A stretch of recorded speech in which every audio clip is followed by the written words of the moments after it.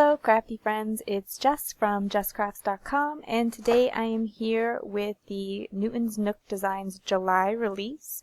Today we are sharing the Paradise Palms stamp set, and there are a lot of really cool stamps and dies in this new release because we're celebrating the 3-year anniversary of Newton's Nook Designs. So if you haven't already, be sure to check out the blog and the design team blogs because there's a lot of great giveaways and a really fun blog hop planned for Friday with some special guests. So you'll be, we want to make sure that you join in on that as well for some more opportunities to win and to check out these new stamps. So for today's card, I am doing a little bit of watercoloring. I am starting on Tim Holtz watercolor cardstock because I like the bright white, and I'm going to be keeping part of the white background. And I'll be using my Koi watercolors. I will do some embossing over the watercoloring at the end, and you could do the embossing before you do the watercoloring, but I felt like it was a little bit easier to watercolor first in this particular instance. So I wanted to create a really vibrant watercolor look, and I also wanted to capture those like hard edges that you can get with watercoloring, where like it ends really abruptly and it you get that like line around the watercoloring. Not sure if that's really clear, but every time I see someone who gets that look on Pinterest, I'm like, how do they do it? How do they do it? Because I just love it so much. And through the process of experimentation, I've gotten to the point where I feel like I can kind of get that look. So I wanted to share it with you today. So the key to the look, there's two important things. One, you have to wet the paper first. You can't come to the paper with your color. You want to have the paper wet and then come with your color, because the paper being wet sort of creates boundaries for the watercolor. It's not going to go outside of the wet area. And so you're taking advantage of the fact that the watercolor is reacting to water and it's not going to seep into those dry areas. So essentially I just kind of create like with clear water, an area that I want colored, and I make it uneven and kind of interesting looking, and then I start coming in with the color. And rather than painting and bringing your brush back and forth across the area, it's more about dropping the color in. And I have a cup of water next to me. A lot of times I'll just use a little bit of water and just kind of spray it on my palette, but I felt like with this technique it's better to have more access to water, because when you're trying to drip the paint down, you want to make sure that your brush is a little bit more saturated.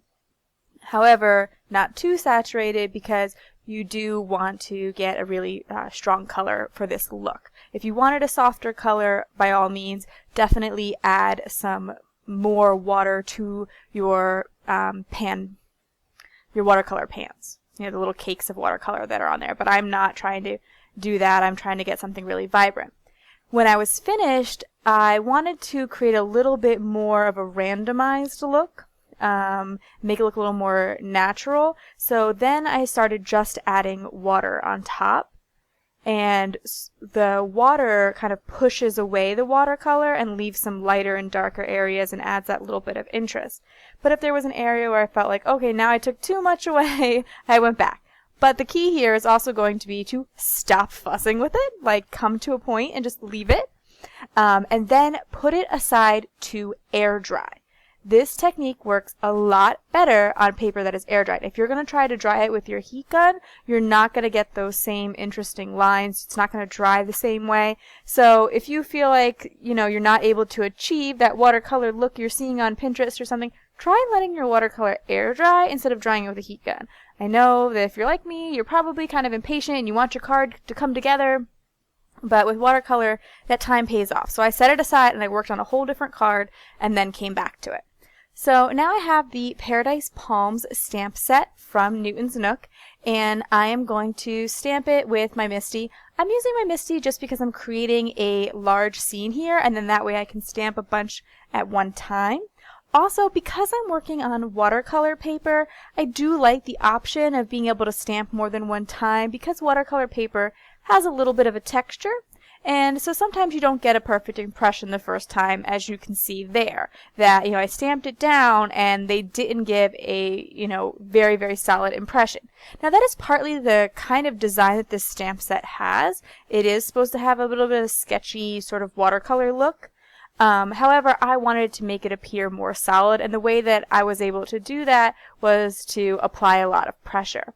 And you see here that I'm actually taking a brayer and running it over the door of my MISTI because I'm trying to make sure that I can press down really firmly, and it's doing some of the work for me.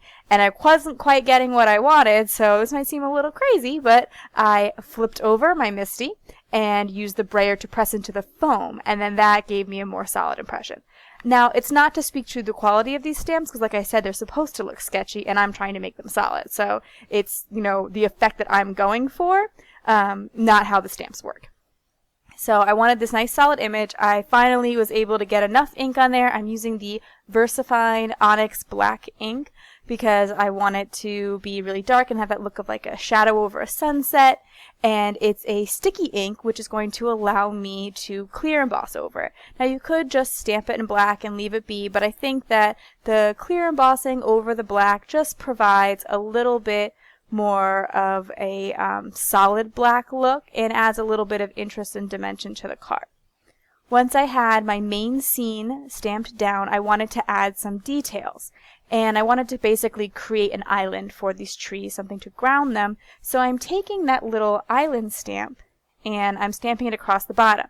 But I don't want it to look too perfect, because there's only one piece of land, and I don't want it to look like, the same mountain, just repeating several times across the card. And so what I did is, instead of stamping them edge to edge, I was able to sort of overlap them. And so it looks like at least there's a little bit of different distance between the mountains, and it gives a little bit of variation.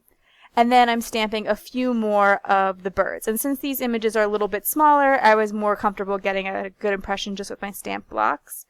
And I did heat emboss the trees in between because you do want to make sure that you get that embossing melted before too long, because then it will stop being sticky, the ink.